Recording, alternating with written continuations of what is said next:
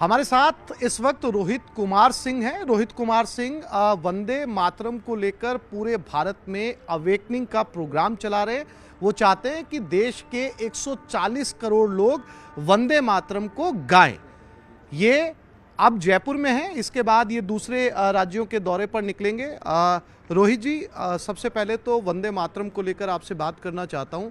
क्या आप इस प्रोग्राम को लेकर कहां तक जा रहे हैं और क्या चाहते हैं आप वंदे मातरम को लेकर? देखिए, वंदे मातरम भारत की संस्कृति और सभ्यता का प्रतीक है। वंदे मातरम भारतीय स्वतंत्रता संग्राम आंदोलन के अभियान का सूत्रधार है। वंदे मातरम हम सबों की आत्मा है। वंदे मातरम गाने के लिए पाकिस्तान, बांग्लादेश, अफगानिस्तान के एम्बेसी से परमिशन थोड़े भारत के लोग लेंगे। और हम डॉक्टर APJ अब्दुल कलाम में निष्ठा व्यक्त करते हैं। हम अशफाक उल्लाह खान साहब की क्रांति और उनके योगदान को हमेशा याद करते हैं। हमारे देश के लोग कलाम साहब के सिद्धांतों का प्रतिपादन करते हैं, अशफाक उल्लाह खान साहब को मानते हैं। लेकिन कांग्रेस पार्टी ने क्या किया? कांग्रेस पार्टी ने और पंडित जवाहरलाल नेहरू जी ने मोहम्मद अली जिन्ना से समझौता किया, सत्ता के लिए, कुर्सी के लिए, नेहरू जी को कांग्रेस के सबसे बड़े नेता के रूप में स्थापित करने के लिए। और जिन्ना ने क्या किया? जिन्ना ने भारत महतारी का विभाजन धर्म के आधार पर करा दिया और पाकिस्तान चले गए। और बाद में कांग्रेस ने जिन्ना के समर्थकों के दबाव में वंदे मातरम के गीत के साथ छेड़छाड़ किया। ये नहीं चलेगा। 150 साल पूरा हुआ है। देश के लोकप्रिय प्रधानमंत्री माननीय नरेंद्र मोदी जी ने लोकसभा में और राज्यसभा में देश के लोकप्रिय गृह मंत्री आदरणीय अमित शाह जी ने स्पष्ट रूप से संकेत दिया है, देश की जनता तैयार है। गांव-गांव में वंदे मातरम गाया जाएगा। किसी को आपत्ति होगी तो पाकिस्तान जाना पड़ेगा। रोहित जी, SIR को लेकर भी आपने कई तरह के सवाल उठाए। क्या चाहते हैं SIR को लेकर? आपकी क्या जो है प्रतिक्रिया है? कैसे कहेंगे आप? देखिए, इस देश में सबसे बड़े वोट चोर नेहरू गांधी परिवार के लोग हैं। इंदिरा गांधी जी ने क्या किया था? 1971 में जब रायबरेली से चुनाव लड़ रही थीं और राजनारायण जी से चुनाव हार गईं तो जबरदस्ती DM से सर्टिफिकेट ले लिया। और सर्टिफिकेट लेने के बाद कोर्ट में जब राजनारायण जी गए और इलाहाबाद हाई कोर्ट के माननीय न्यायमूर्ति जगमोहन सिन्हा जी का निर्णय आया तो घबराई हुई, तिलमिलाई हुई, बिलबिलाई हुई इंदिरा गांधी ने देश में आपातकाल लगा दिया।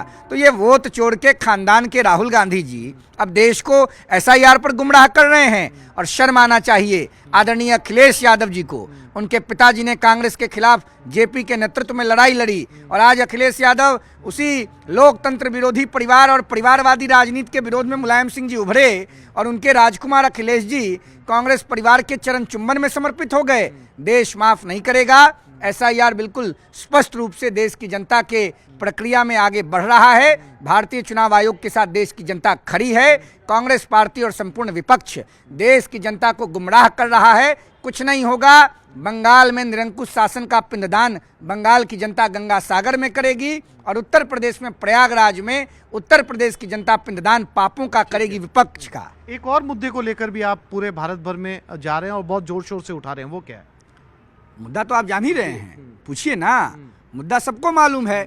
मुद्दा है बंगाल में, बंगाल की जो नायिका बनने का दम्भ भरती हैं, माँ माती मानुष का नारा देकर बंगाल की राजनीति में जुगनू की तरह चमकी सुश्री ममता बनर्जी जी। ममता बनर्जी जी के इशारे पर उनके पार्टी के विधायक जिनको उन्होंने निलंबित करने का नाटक किया है। बताइए, बाबरी मस्जिद बनाना चाहते हैं। कलाम साहब के नाम पर बाबरी मस्जिद क्यों नहीं? अशफाक उल्लाह खान साहब के नाम पर मस्जिद क्यों नहीं? बाबर के नाम पर बाबरी मस्जिद नहीं चलेगा। कलाम साहब के नाम पर मस्जिद मंजूर है देश को। अशफाक उल्लाह खान साहब के नाम पर मंजूर है देश को मस्जिद। अब्दुल हमीद अंसारी के नाम पर मस्जिद मंजूर है। लेकिन बाबर के नाम पर इस देश में कोई संस्थान देश के नागरिक बर्दाश्त नहीं करेंगे। बंगाल को धार्मिक तुष्टीकरण की राजनीति की भेंट चढ़ाने का षड्यंत्र ममता बनर्जी कर रही हैं। बंगाल की जनता तैयार है और बंगाल में वही होगा जो बिहार में हुआ, जो उत्तर प्रदेश में पहले हुआ है और फिर होने वाला है। ये है रोहित कुमार सिंह। साफ तौर पर कहना है कि वंदे मातरम को 140 करोड़ लोगों को गाना होगा। साथ ही साथ बंगाल में बन रही बाबरी मस्जिद को लेकर भी अपने विचार इन्होंने रखे। कैमरामैन दिलीप चेची के साथ आसिफ खान, न्यूज़ 18 जयपुर।